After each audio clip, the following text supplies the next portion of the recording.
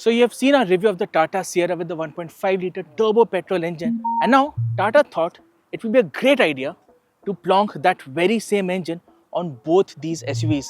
So say hello to the much awaited Tata Harrier petrol and the Tata Safari petrol. Now both these SUVs get the same engine, the 1.5 litre turbo petrol Hyperion engine as seen on the Tata Sierra. But are they any good? What are the changes? Do these SUVs drive really well? Let's have a look at that. But before I begin, I request you to subscribe to the autoX YouTube channel in case you haven't already. And please do give us a thumbs up if you like this video.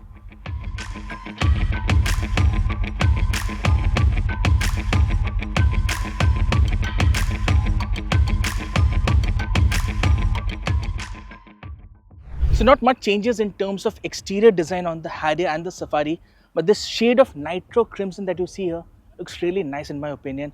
And as far as the other styling details are concerned, they stay exactly the same. Now if we move to the Safari, it's the dark red edition, so it's completely blacked out with splashes of red here and there. And if you see right here, well, it's a red brake caliper, looks very nice, very premium, and gives a nice sporty touch to the SUV.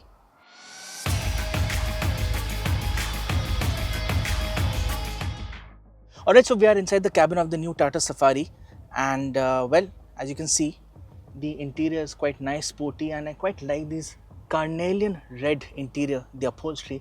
It's quite nice, quite premium, and the overall styling stays the same. But Tata says that this is the first time any automotive manufacturer in India is offering a Samsung QLED display touchscreen, and this is 14.5 inches. It's a big unit, and it's quite nice, it's smooth. The user interface is easy to use, right? And the other highlight is the fact that it gets a digital IRVM, right? So what you see here, it acts as a dash cam for both the rear and the front, and of course it acts as a rear view mirror as well. And you have a 64 GB card with it, which can be expanded to 128 GB, and you don't have to like record it manually.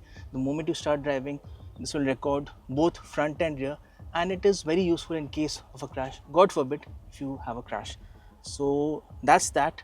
And of course this also gets Dolby Atmos like the Sierra, so the sound reproduction is quite nice, right? So these are the overall features that you get in the Safari. The rest of the features, they stay the same as before. Alright, so we are at the rear seat of the Safari with the petrol engine, and this carnelian red upholstery looks really nice and premium. The seats are quite plush and there's decent space. So the look at the knee room is generous, the leg room quite nice, and there's a lot of head space as well. And if you want some privacy, well, you have these blinds which were there earlier. It's a nice feature to have. And also now you get electric boss seat up front. So if you want to free up more space for yourself, then all you have to do is press this button and the seat goes up, and even the backrest of the front seat can be tilted forward. So you have like acres and acres of space for yourself. You also have this drop down armrest with cup holders, and there are 2 charging ports here and a space to keep your wallets and mobile phone. So overall, the plush feel inside the cabin continues to be the same, but what Tata could have improved upon is the fact that this part right here, so what you see right here is hard plastics and it doesn't feel as great to touch. So this could have been made slightly more premium and it would have just uplifted the quality of the cabin, right? But overall, the sense of space and comfort stays the same as before.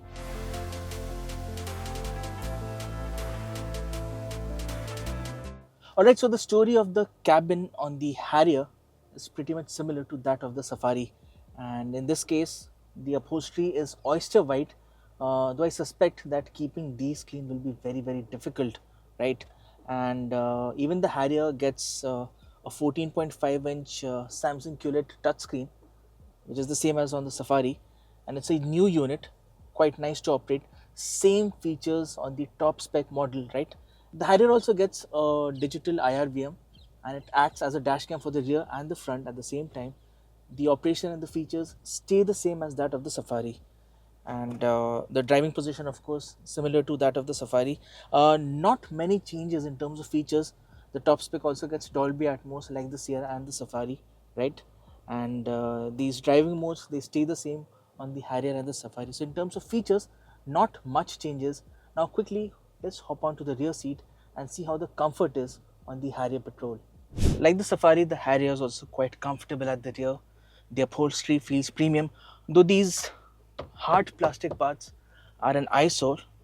The Harrier also gets these sun blinds, manual of course, and the comfort, the knee room, the leg room, and even the headroom for that matter is quite nice. It's a comfortable car, it always was, and not much changes. So, like the Safari, you have a space to keep your wallets and phones, and there are two charging ports. So, everything stays the same except for the upholstery, of course.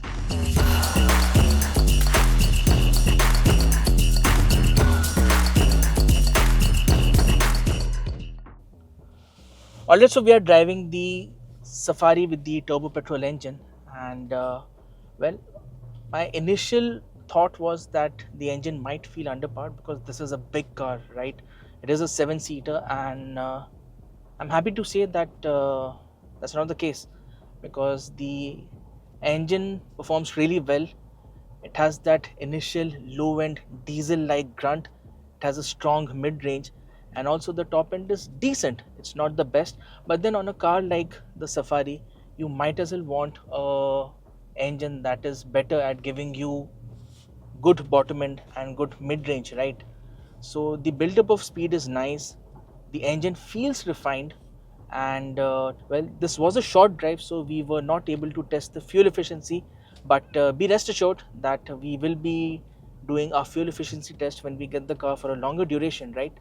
And as far as the handling and ride quality is concerned, well, not much changes. The ride continues to be plush on the new Safari, and the handling is pretty much the same as before, right? So there's not much of a difference. It is a comfortable car to be in. The view from the driver's perch quite nice, and yeah, so far so good. So if you want a seven-seater SUV with a turbo petrol engine, then the Safari is the one that you could consider.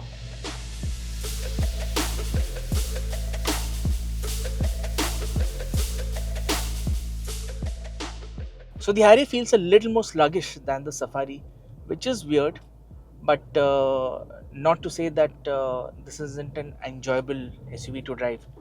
So the power build-up and the acceleration, it's more or less the same as the Safari, and the refinement levels pretty much the same again.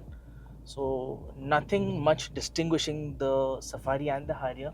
In terms of driving dynamics, both have really good ride quality, and well, if you're looking for a five-seater petrol SUV which is fun to drive, which has a decent ride and is also laden with features, well then the Harrier should be on your consideration list.